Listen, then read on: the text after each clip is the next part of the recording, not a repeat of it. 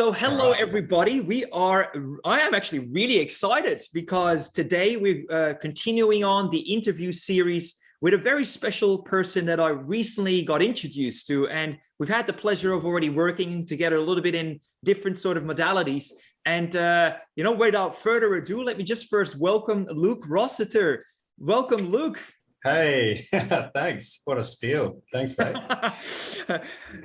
Look, obviously this particular interview series is about wealth creation, and it is about, freedom and success. And I know that people always have their own sort of opinion and definition on what success looks like. But most of the time, I think we all can concur that if you have money, it creates opportunities and freedom.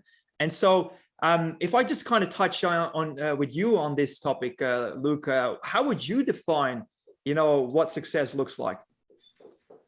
Yeah, I think you're right. It's different for everyone. And I would say that, what is it? What's the saying? There's no amount of poverty that's going to fix the world, right? So, look, a lot of people have got negative connotations around money, normally through childhood or social programming. I've got tall poppy syndrome's pretty prevalent in Australia. But I would like to say, obviously, I think it's fine to be able to make money. You can do it in an ethical way. I think it's just an exchange of energy, like whatever you put out, you normally get back. And it's about providing value to other people, right? If you can provide large amounts of value to lots of people, then normally money comes back. And it's sort of a byproduct, right? So like I haven't necessarily always just focused on making money. For me, it's been about providing value to myself and other people. And then naturally that sort of occurs and happens, right? So success for me, sorry to digress, definitely a big ticket item for me is freedom. So like, yeah, I've got a nice place, I've got a nice couple of toys and bits and pieces, but I would give them up. And I'd be happy to live in my van in a caravan park, which I have done before. Or actually, I didn't even have a caravan park. I had an Anytime Fitness membership, and I used to sleep in the car park in the Anytime Fitness membership, have showers, go to the beach. While I was working away, I was essentially homeless. So that doesn't bother me, right? So it's the freedom and having time to be able to do what I want to do with my time. And also, there's a couple of things that I like to do with my money in terms of sharing that with friends and family, or, if you go out for dinner, like I haven't looked at the price of anything for a couple of years now, and that's something I want to do. If I go to the shopping center, I never think about how much my bill's going to be. I just load up the cart and pay for it. But also I'm not frivolous with my money. Like I said, I still drive my van around, it's just a beat up car. So I guess it's about sort of prioritizing and making sure you understand your priorities is really important for that wealth thing, right? Great. Because you can't have everything. you can do anything, but you can't do everything. Yeah, there's always a limit. Well, money gives you a certain ceiling. You can go to a certain place with it, and after that, you either need more money of it, or you just kind of let it go. But I think one thing is really important is that, first of all, you're completely self-made.